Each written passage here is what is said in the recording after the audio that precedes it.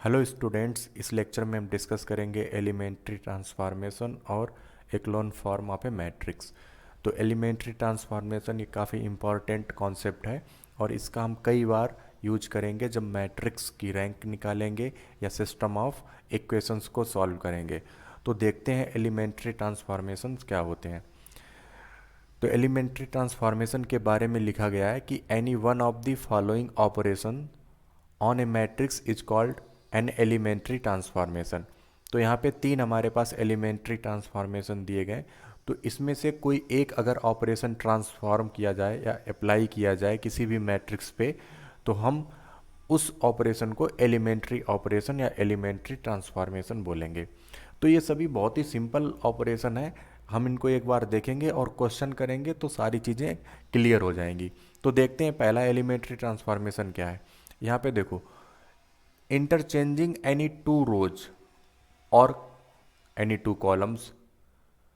तो यहाँ पे क्या है, सिर्फ कि अगर किसी मैट्रिक्स में हम कोई आर आई रो आर जे से आपस में इंटरचेंज कर दें, उनकी पोजीशन बदल दें, तो इस तरह के ट्रांसफॉर्मेशन को हम बोलेंगे interchanging of any two rows और एनी कॉलम।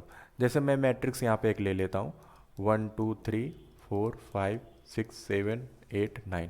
यहाँ पे हमारे पास ये फर्स्ट रो R1 है, सेकेंड रो R2 है, थर्ड रो R3 है। तो इसमें हम अगर R1 और R2 को आपस में चेंज करना चाहूँ तो किस तरह से लिखेंगे। तो ये मैट्रिक्स हमारे पास लिखे जाएगी 4 5 6 1 2 3 7 8 9, क्योंकि लास्ट रो में हमने कोई चेंज नहीं किया था। तो यहाँ पे हमारे पास जो ट्रांसफॉर्मेशन हुआ वो क्या हुआ है, R1 को इंटरचेंज किया है R2 से। तो इस तरह से लिखेंगे जब भी हम कोई दो रो इंटरचेंज करेंगे। तो इसी तरह से अगर मैं यहाँ पे C1 और C2 को चेंज करता या फिर C1 और C3 को चेंज करता या C2 और C3 को चेंज करता, तो वहाँ भी हम इस तरह से लिखते कि C1 है वो इंटरचेंज हुआ है C3 से। तो एक एलिमेंट्री ट्रांसफॉर्मेशन हमारे पास ये हुआ। अब सेकेंड एलिमेंट्री ट्रांसफॉर्मेशन क्या है उसको भी देख लेते हैं।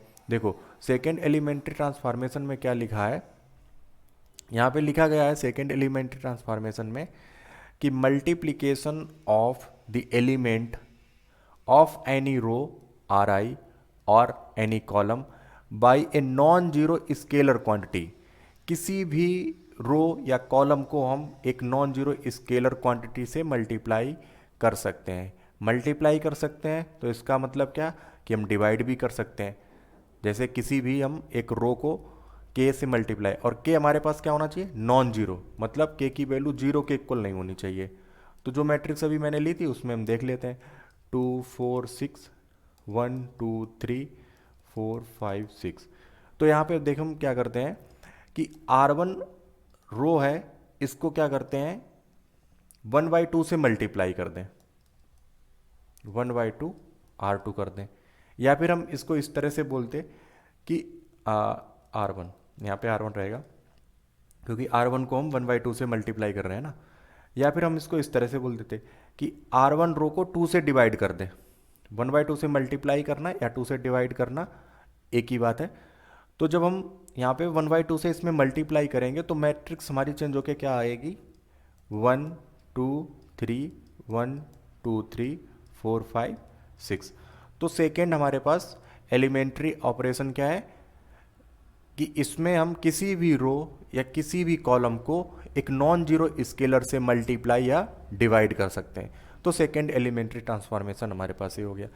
थर्ड एलिमेंट्री ट्रांसफॉर्मेशन क्या है, यहाँ पे एडिशन का है, addition of constant multiplication of the element of any row R J to the corresponding elements of any other row R I. तो इसका मतलब क्या हुआ, जैसे हमने यहाँ पे R1 R2 R3 ये तीन रो लिए हैं, तो इसमें अगर हम R2 को क्या करें, R2 को चेंज कर रहे हैं R2 + 2 R1। तो R2 जो सेकेंड रो है उसको चेंज किया जा रहा है कि सेकेंड रो को ऐड कर दें 2 मल्टीप्लाई करके फर्स्ट रो से। तो जब हम ये टोटल कैलकुलेट करेंगे वो देखो क्या आएगा, हमारे पास क्या चेंज हो रहा है, R2 की पोजीशन चेंज हो रही है। तो मैट्रिक्स में सिर्फ R2 की पोजीशन अभी चेंज होगी। तो यहाँ पे मैं इस मैट्रिक्स में एलिमेंट्री ट्रांसफॉर्मेशन अप्लाई कर रहा हूँ। फर्स्ट रो हमारे पास है 2 4 6। अब R2 क्या चेंज हो रही है, देखो R2 हमारे पास है 1 2 3। R1 में 2 से मल्टीप्लाई करो, तो इसमें 2 से मल्टीप्लाई करेंगे R1 में, तो क्या हो जाएगा 4 8 12। अब इन दोनों को हम ऐड कर दें और कहाँ पे लिख दें, R2 में, तो क्या आ जाएगा यहाँ पे 5 10 15। और थर्ड रो क्या है 4 5 6। तो थर्ड एलिमेंट्री ट्रांसफॉर्मेशन हमारे पास इस तरह से हुआ। अब यहाँ पे k हमारे पास दिया गया है, तो k पॉजिटिव हो सकता है, निगेटिव हो सकता है। तो निगेटिव होगा तो हम माइनस कर सकते हैं। तो इसी तरह से हम, जैसे हमने यहाँ पे एडिशन किया है, उसी तरह से हम कितनी दो रो को माइनस कर सकते हैं। तो ये हमारे पास 3 एलिमेंट्री ट्रांसफॉर्मेशन है। तो तीनों एलिमेंट्री ट्रांसफॉर्मेशन बहुत आसान है और बहुत ही इंपॉर्टेंट है। इनका हम कई बार एप्लीकेशन देखेंगे और ये हमारे पास जब हम रैंक निकालेंगे मैट्रिक्स की या सिस्टम ऑफ इक्वेशन सॉल्व करेंगे, तो वहाँ पे हम इसको डायरेक्ट एप्लीकेशन दे सकते हैं। तो एक बार फिर से देख लेते हैं कि किन्हीं दो रो या दो कॉलम को इंटरचेंज कर सकते हैं।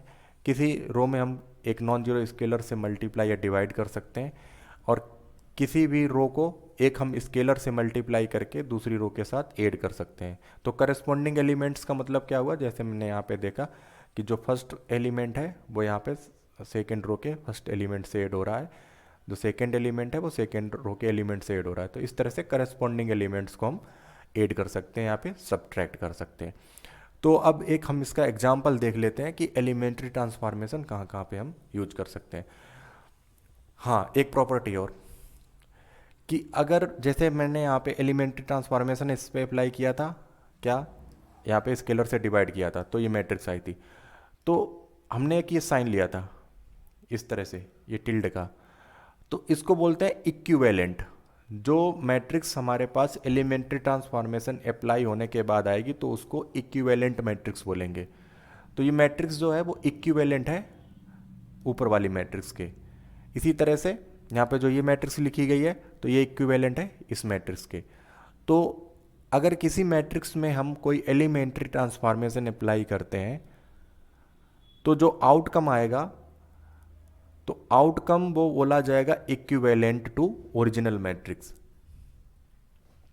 तो यहां पे जैसे हमने यहां पे देखा कि क्या लिखा है, if a matrix B is obtained from a matrix A by one or more E operations, मतलब elementary operations, then B is said to be equivalent to ए।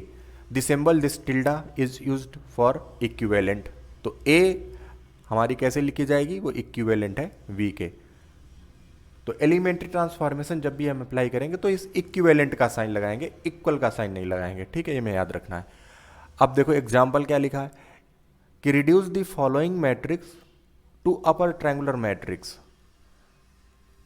इस अपर ट्रायंगुलर फॉर्म को हम बोलते हैं इक्लोन फॉर्म। इसके बारे में अभी हम डिस्कस करेंगे। पहले हम इस क्वेश्चन को कर लेते हैं। अपर ट्रायंगुलर का मतलब क्या हुआ कि जो मेन डायगोनल है इसके नीचे के एलिमेंट, जैसे 2 है 1 है 3 है, ये 0 हो जाए। तो एलिमेंट्री ट्रांसफॉर्मेशन यहाँ पे हम अप्लाई करेंगे और जो 2 1 3 नीचे के एलिमेंट्स हैं, डायगोनल के नीचे के एलिमेंट्स, इनको 0 करेंगे।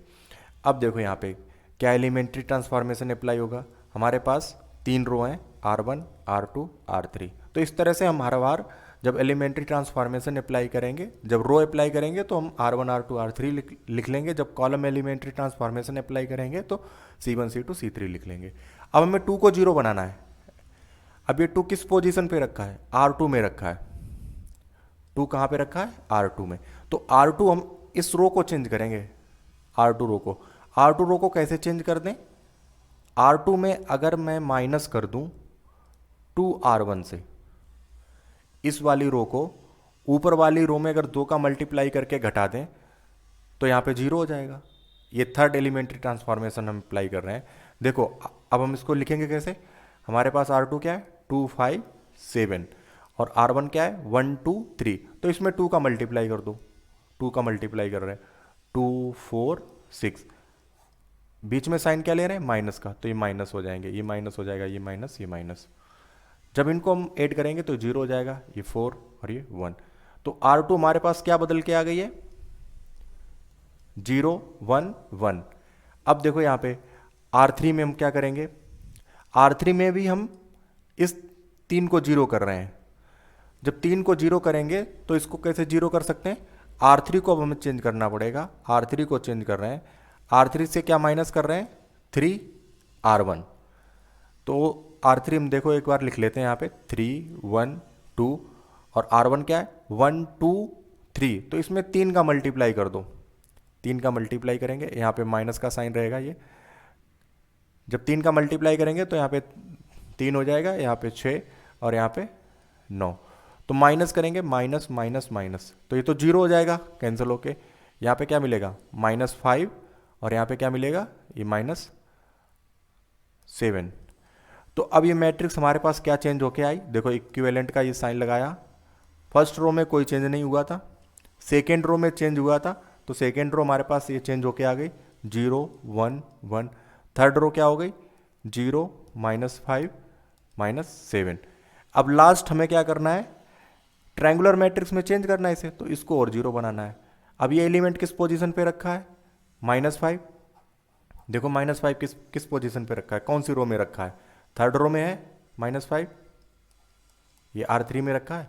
तो इस R3 को हमें चेंज करना है, क्या करना है, इस R3 को हमें चेंज करना है। तो R3 को कैसे चेंज करेंगे, R3 को चेंज करने के लिए हम R3 + 5R2 करना होगा। अगर मैं इसमें 5R2 प्लस कर दूंगा, देखो R1 नहीं यूज करेंगे, R1 को अगर तुम ऐड करोगे या सब्ट्रैक्ट करोगे तो नॉन जीरो एलिमेंट हो जाएगा, तो हम R1 नहीं यूज करेंगे, हम क्या यूज करेंगे R2। तो R3 + 5R2 जब करोगे तो R3 हमारे पास क्या है 0 -5 -7 और R2 में 5 का मल्टीप्लाई कर लो तो 0 5 5। जब इनको हम ऐड करेंगे तो 0 हो जाएगा, ये भी कट के 0 हो जाएगा और ये हमारे पास -2 मिलेगा। तो ये मैट्रिक्स देखो चेंज होके क्या आई, ये मैट्रिक्स हमारे पास चेंज होके आएगी 1 2 3 0 नहीं, यहाँ पे 0 1 1 और लास्ट है 0, ये भी 0 हो जाएगा और लास्ट में -2। तो अब ये देखो मैट्रिक्स हमारे पास अपर ट्रायंगुलर बन गई। यहाँ पे नीचे के एलिमेंट सारे क्या हैं, 0 हैं, डायगोनल के नीचे के एलिमेंट और ऊपर के एलिमेंट नॉन जीरो भी हैं। तो इस तरह से हमने क्या किया, यहाँ पे एलिमेंट्री ट्रांसफॉर्मेशन अप्लाई करके मैट्रिक्स को अपर ट्रायंगुलर में रिड्यूस किया है। तो इसी रिडक्शन को, इस अपर ट्रायंगुलर टाइप रिडक्शन को बोलेंगे इक्लॉन फॉर्म ऑफ ए मैट्रिक्स। तो इक्लॉन फॉर्म अभी हम थोड़ी देर में डिस्कस करेंगे उसको डिटेल से। तो यहाँ पे देखो मैंने कुछ और एग्जांपल्स लिखे हैं। तो इसमें हमारे पास ये 4x4 ऑर्डर की मैट्रिक्स है, ये भी 4x4 ऑर्डर की है, ये 3x3 ऑर्डर की है और ये 3x3 ऑर्डर की है। तो इनको तुम लोग प्रैक्टिस करना। एक मैं यहाँ पे क्वेश्चन और कर लेता हूँ फर्स्ट को, ठीक है, फर्स्ट को चलो करते हैं। फर्स्ट को हमें क्या करना है, अपर ट्रायंगुलर में रिड्यूस करना है। देखो अपर ट्रायंगुलर में रिड्यूस करने के लिए हम क्या कर सकते हैं कि डायगोनल के नीचे के एलिमेंट सारे 0 होने चाहिए, लेकिन यहाँ पे देखो क्या मिला है, ये फर्स्ट एलिमेंट यहाँ पे 0 मिल गया है। तो अब हम यहाँ पे क्या कर रहे हैं, ये हमारे पास R1 रो है, ये R2 है, ये R3 है और ये R4 है। तो R1 और R2 को आपस में इंटरचेंज कर रहे हैं। तो R1 और R2 को इंटरचेंज करने से क्या मिलेगा कि ये पोजीशन हमारा, इस पोजीशन का एलिमेंट 1 हो जाएगा और यहाँ का 0, तो हमें एक 0 कम करनी पड़ेगी, मतलब थोड़ा हमारा काम यहाँ पे बच जाएगा। तो यहाँ पे इक्विवेलेंट मैट्रिक्स क्या हो जाएगी, जब ये ऑपरेशन अप्लाई करेंगे तो ये 1 2 1 2। तो R1 की पोजीशन पे इन दोनों को आपस में क्या कर रहे हैं, इंटरचेंज कर रहे हैं ना। R1 की पोजीशन पे R2 पहुंचेगा, R2 की पोजीशन पे R1, ये 0 होगा, ये 1 होगा, ये 2, ये 3। नीचे हमारे पास क्या है 2 3 4 5 0 0 1 2। तो अब हमारे पास मैट्रिक्स यहाँ पे इस तरह से मिली। अब इस 1 के नीचे के सारे एलिमेंट 0 होने चाहिए, तो यहाँ भी 0 है, यहाँ भी 0 है, सिर्फ हमारे पास R3 का एलिमेंट 0 नहीं है। तो R3 पोजीशन का एलिमेंट 0 करने के लिए हम क्या करेंगे, R3 को चेंज करेंगे R3 - 2 R1। 2R1 क्यों कर रहे हैं, क्योंकि 1 यहाँ पे है, जब इससे हम माइनस कर पाएंगे तभी ये 0 होगा। तो R3 देखो हमारे पास क्या लिखा है, R3 लिखा है 2 3 4 5, और R1 में हम -2 से मल्टीप्लाई कर रहे हैं, तो ये -2 -4, ये -2 और ये -4। जब इनको हम ऐड करेंगे तो ये 0 हो जाएगा, यहाँ पे -1 मिलेगा, ये 2 मिलेगा और ये 1 मिलेगा। तो ये मैट्रिक्स चेंज होके किस तरह से आ गई, ये चेंज होके हमारे पास मिलेगी, यहाँ पे हम इक्विवेलेंट का ये साइन लगाते रहेंगे, ये चेंज होके आई 1 2 1 2 0 1 2 3, ये 0 मिल गया, -1 2 1, और सबसे लास्ट वाली रो क्या है, 0 0 1 2। अब देखो डायगोनल एलिमेंट तो हमारे पास, हाँ डायगोनल हमारे पास ये रहा, तो इसके नीचे अब 2 नॉन जीरो एलिमेंट और बचे, इनको और जीरो बनाना है, -1 को जीरो करना है और 1 को जीरो करना है। तो सबसे पहले हम इस -1 को जीरो कर लेते हैं। तो इसको जीरो करने के लिए क्या करेंगे, ये पोजीशन है हमारे पास R2 की और ये R3 की, ये रो है R1 और R4। तो हमें R3 का एलिमेंट चेंज करना है, तो R3 के एलिमेंट को हम चेंज करने क्या करेंगे, R2 और R3 अगर ऐड कर दें, R2 + R3, तो ऐड करते ही दोनों क्या हो जाएंगे, 0 हो जाएंगे। तो हम R3 को चेंज कर रहे हैं ना, तो यहाँ पे अब R3 की पोजीशन हमारी चेंज हो जाएगी, पोजीशन नहीं मतलब R3 की एंट्री चेंज हो जाएंगी, 1 2 1 2 0 1 2 3, ये 0 हो जाएगा, ये भी 0 हो जाएगा क्योंकि हम देखो ऐड कर रहे हैं ना इन दोनों को, और ये दो ऐड होके क्या हो जाएंगे, ये 4 हो जाएगा और ये भी 4 हो जाएगा। अब लास्ट वाली रो में क्योंकि यहाँ पे भी 0 है तो इसको हम ऐसे रहने देंगे, 0 0 1 2। अब हमारे पास एक आखिरी ऑपरेशन और अप्लाई करना पड़ेगा, वो क्या है कि इस एलिमेंट को अगर हम 0 कर देते हैं तो ये अपर ट्रायंगुलर में चेंज हो जाएगी। तो ये एलिमेंट किस पोजीशन पे, R4 पे। तो R4 को हम चेंज करेंगे किस तरह से, देखो R4 चेंज होगा R4 - R3/4।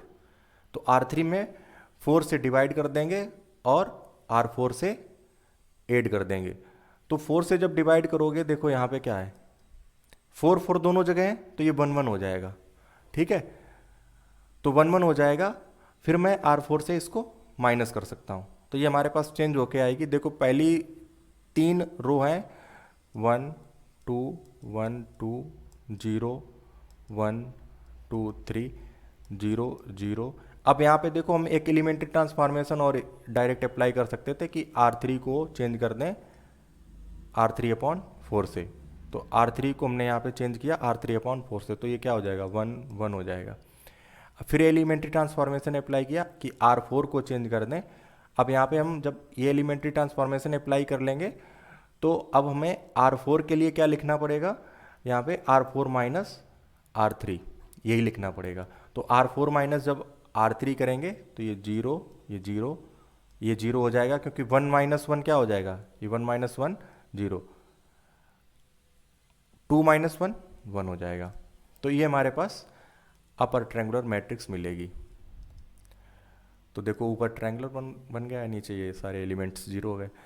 तो इस तरह से मैंने R4 ये 4x4 ऑर्डर की मैट्रिक्स के लिए यहाँ पे एलिमेंट्री ट्रांसफॉर्मेशन अप्लाई किया है और इसको अपर ट्रायंगुलर में बनाया है। बाकी बचे हुए क्वेश्चन तुम ट्राई करना, एलिमेंट्री ट्रांसफॉर्मेशन यहाँ पे सीख जाओगे, क्योंकि ये हमें बार बार यूज़ करने पड़ेंगे, और बाद में अगर इनको बीच क्वेश्चन में भूलोगे तो वहाँ पे ये इस तरह से प्रॉब्लम करेंगे। तो यहाँ पे हम क्या करेंगे कि अभी इसकी बहुत प्रैक्टिस कर लेंगे। अब देखो हम डिस्कस करेंगे इक्लोन मैट्रिक्स। तो इक्लोन मैट्रिक्स क्या है, अगर किसी मैट्रिक्स के पास ये दो प्रॉपर्टीज हैं तो उसको हम इक्लोन मैट्रिक्स बोलेंगे। फर्स्ट प्रॉपर्टी क्या है, the zero rose if any occur at the bottom. इसका मतलब क्या हुआ, किसी भी मैट्रिक्स में अगर कोई जीरो रो है, एक या दो या कितनी भी जीरो रोज हैं, अगर वो है मैट्रिक्स में, तो वो मैट्रिक्स के सबसे नीचे रहेंगी, बॉटम में। मतलब क्या है, मैट्रिक्स के सबसे नीचे रहेंगी। जैसे मैंने यहाँ पे देखो कितनी रोज ली हैं, R1 R2 R3 R4 R5 और R6। तो यहाँ पे R6 रो देखो, इस रो को इसमें कितने सारे जीरो हैं, तो इसको सबसे नीचे रखा। ठीक है, तो किसी भी मैट्रिक्स, इक्लोन मैट्रिक्स की पहली प्रॉपर्टी है, अगर कोई भी रो पूरी जीरो मिलती है तो उसको सबसे नीचे रखेंगे। इसके बाद में if R1 R2 Ri plus one up to Rn be the non zero rows. अब हमारे पास ये नॉन जीरो रोज मतलब क्या हुआ कि रो में कोई एक ऐसी एंट्री हो जो जीरो के इक्वल नहीं हो, एटलीस्ट वन एंट्री रो में ऐसी होनी चाहिए जो जीरो नहीं है, तो उसको हम नॉन जीरो रोज बोलेंगे। ठीक है, जैसे हमने R5 देखो, यहाँ पे ये पहली 5 एंट्री जीरो है, लेकिन ये 6 एंट्री जो है वो क्या है, 1 है, तो ये नॉन जीरो रो हो गई। मतलब कोई एक ऐसा नंबर जो जीरो नहीं है मिल जाए तो उसको हम नॉन जीरो रो बोलेंगे। तो ये नॉन जीरो रोज किस तरह से रखी हैं, written in order. Written in order का मतलब क्या है कि R1 लिखी है, इसके बाद में R2, इसके बाद में R3, इसके बाद में R4, ये फिक्स ऑर्डर में लिखी है। तो अगर इस तरह से लिखी है, देन द लीडिंग एंट्री। अब लीडिंग एंट्री का मतलब क्या है, लीडिंग एंट्री का मतलब है कि the first non zero entry, मतलब कि किसी रो का लीडिंग एंट्री हम कैसे देखेंगे कि उसका फर्स्ट नॉन जीरो एंट्री जो होगा रो का, वो हमारा लीडिंग एंट्री बोला जाएगा। जैसे इस वाली रो को देखें R1 को, तो इसका 1 लीडिंग एंट्री हो गया। अगर मैं R3 का देखूं इसका, तो इसका लीडिंग एंट्री क्या है, यहाँ पे 3 है इसका लीडिंग एंट्री। जो फर्स्ट नॉन जीरो एलिमेंट मिलेगा वही लीडिंग एंट्री बोली जाएगी। तो अब यहां पे देखो किस तरह से लिख रहा है, then the leading entry of Ri plus one, that is the first non zero entry lies strictly to the right of the leading entry of Ri। अब यहां पे i इक्वल्स टू मैं क्या पुट कर लेता हूं, 2 पुट कर लो, तो R3 और R2 की बात कर रहा है वो।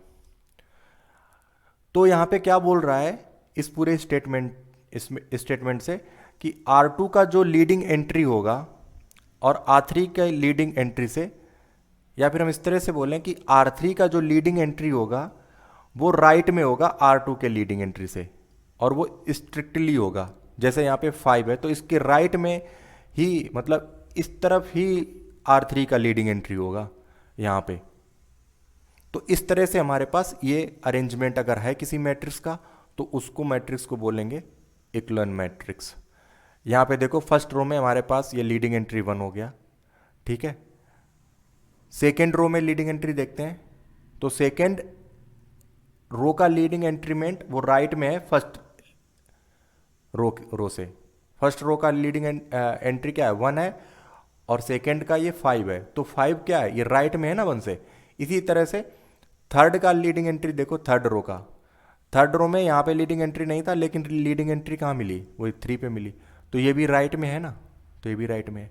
इसी तरह से अगर हम रो 4 का देखें, तो फोर्थ रो का लीडिंग एंट्री वो भी राइट में है, फिफ्थ का लीडिंग एंट्री वो भी इधर यहाँ पे है।